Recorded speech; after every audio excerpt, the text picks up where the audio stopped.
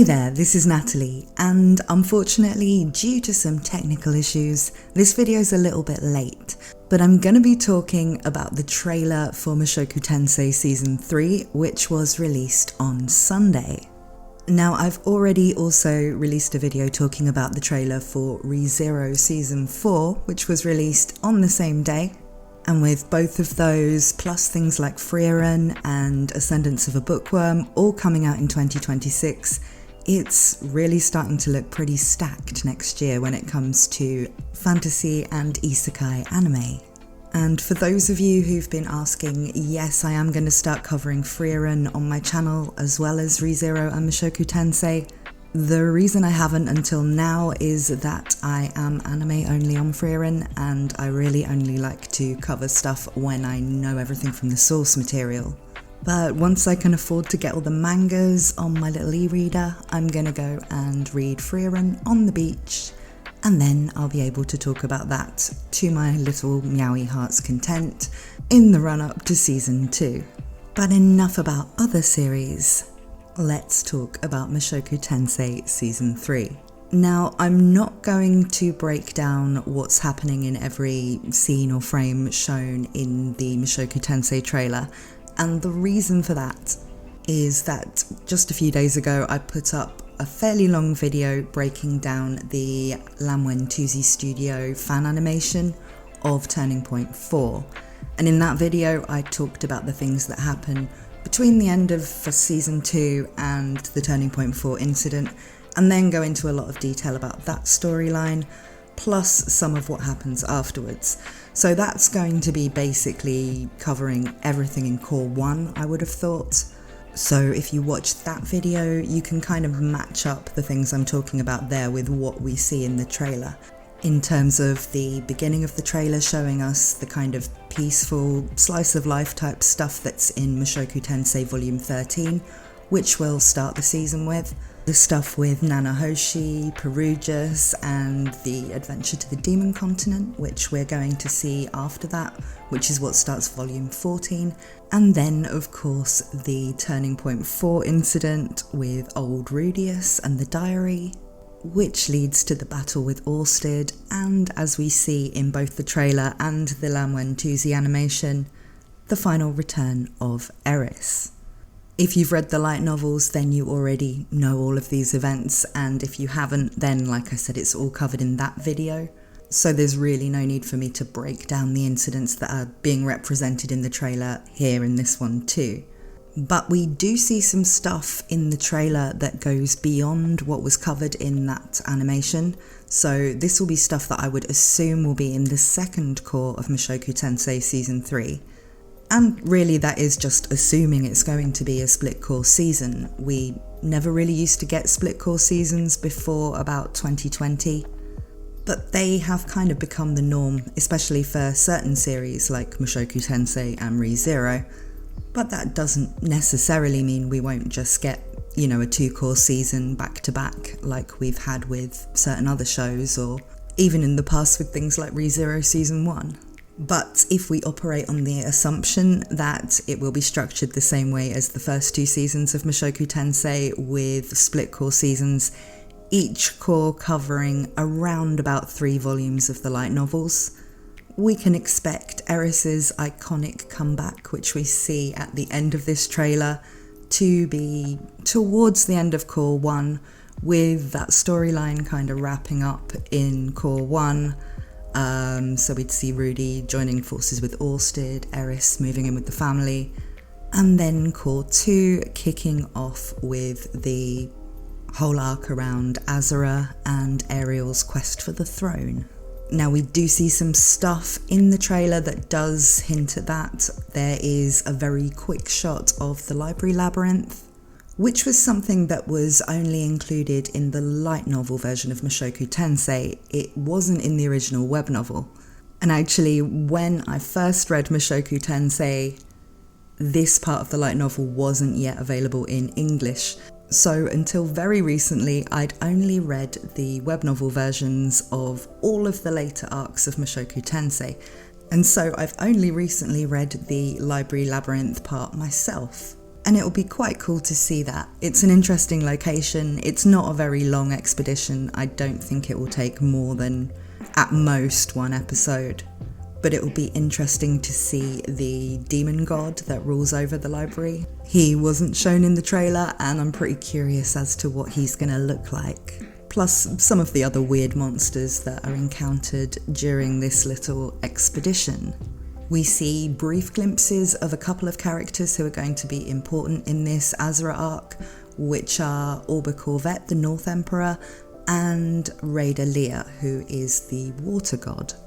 Now, I'm assuming that what we see of them is from the Azura storyline, though it is possible that they're using them because they would also appear potentially if there is going to be an episode 0 about Eris training at the Sword Sanctum. And the Eris thing is really one of the biggest questions that we still have about season 3. See, they are going to have to cover what Eris has been doing since she left Rudius at the end of season 1. And they could potentially do this in a couple of ways. It could be shown as sort of flashbacks around the time that she returns, when she's telling Rudius about things that have happened to her. Although that could get a bit messy because they are at that point also going to have to show the sort of shorter flashback of how Eris got to Rudius's house and teamed up with Sylphie and Roxy in order to then turn up at the moment that she does during his fight with Orsted. So I think it would make a lot more sense if the longer sort of backstory of what Eris has been doing in the less immediate past was shown in a kind of episode 0 type format, the way that they did with Sylphie at the start of season 2.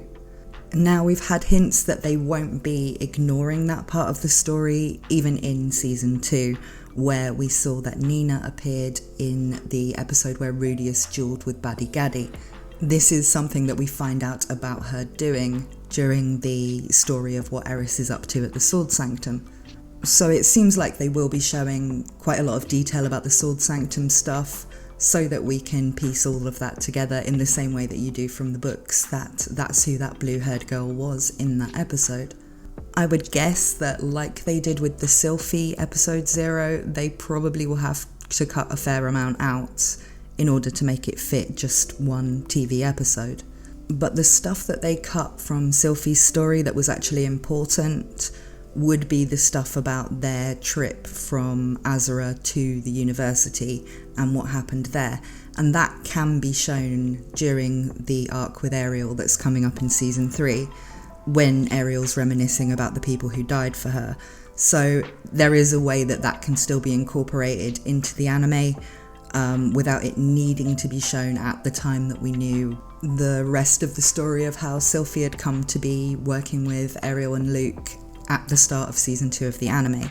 We didn't need to know too much about Ariel and her situation at that point in order to move forward with the Fitz and Rudius storyline. And now that we're coming up to needing to know more about her for core 2 of season 3, I think a lot of the stuff that was skipped in episode 0 will come out there. So they can do the same sort of thing with Eris, perhaps skimming over some of the things that happen at the Sword Sanctum very quickly and then revisiting them later on when we get to things like Eris seeing Isolde again, or situations where people she meets during that period, like Orba Corvette, come up again. So we could essentially have the audience finding out about these things when Rudius hears about them, rather than when we would have heard about them from chapters in the light novels that aren't from Rudius's perspective and tell us more about what's been going on with these characters while he's not with them. And I think that would be a reasonable choice for them to make in the anime, to allow them to cover the Eris stuff in one episode 0 and also still provide all of those interesting things as they come up with other characters later on. But one thing I did notice, and I would like to talk about the trailer, is that there was one person who appears in volume 13 who we didn't see in the trailer, and that is Sara. Now, I don't see any reason why they would skip that. but perhaps they didn't want to spoil that she was coming back, or potentially they didn't want to overhype that she's coming back because, you know, anime onlys have different amounts of knowledge of what's going to happen in the future in Mushoku Tensei, and there could still be people out there who might see Sara and think, oh, Rudeus is going to get Sara as a wife too, and then when he actually just has a sort of fairly brief but pleasant interaction with her and that's it for quite a few more volumes, it could be a bit anticlimactic if people were taking away from seeing her in the trailer that it was going to be something really significant. But I think that having her come back is fairly important to demonstrate how Rudeus has grown and changed through all the things that have happened since he last saw her, and how she's matured as well. And they're both able to kind of look at what happened between them in a more mature and sort of forgiving way. It'll be something I think will resonate with people who watched season 2 and really felt for Rudeus at the end of that whole storyline with Sara, when, you know, he just kind of fell into despair. But sadly for the people who wanted it, it won't offer any kind of payoff in terms of Rudeus ending up with his yellow Pokemon as well as his red, blue and green ones. So those were really the thoughts I had while observing this trailer. It's been out for a few days now, you've all seen it, and I'd really like to hear what you think about it down in the comments, especially what you think about the points I've mentioned here around whether or not there's going to be an Eris episode 0, and what you think about Sara returning, things like that. And I'm sure I'll do more videos about what we can expect from season 3 as we go forward. But for now, I really just wanted to get those thoughts out there in a video. Before I go back to working on the video, I have been working on about the whole Aisha and Oz chapter from the new Redundancy Volume 3 light novel. And that's going to be probably a bit of a controversial video. So look out for that one. Remember too that I'm also currently going through and recording audiobook versions of all of the Japan exclusive Mushoku Tensei side stories that I can get my hands on, translated by the awesome Lucius Seneca. I've been posting some of these as kind of story compilations you can put on when you go to bed to fall asleep to, but if you want all of the stories as I go through adding them, and you want them just in a plain format without ads or music or any of that stuff, then you can get them from my Ko-fi page. It's free to download them. You don't have to make a donation, or if you've already made a donation, you don't have to make another one. But obviously I really do appreciate any support that you can give to the channel. At the moment, still having a bit of trouble finding a job, to say the least. And so any support that you guys give is very, very much appreciated. Thank you so much for watching this video, and I hope to see you again very soon.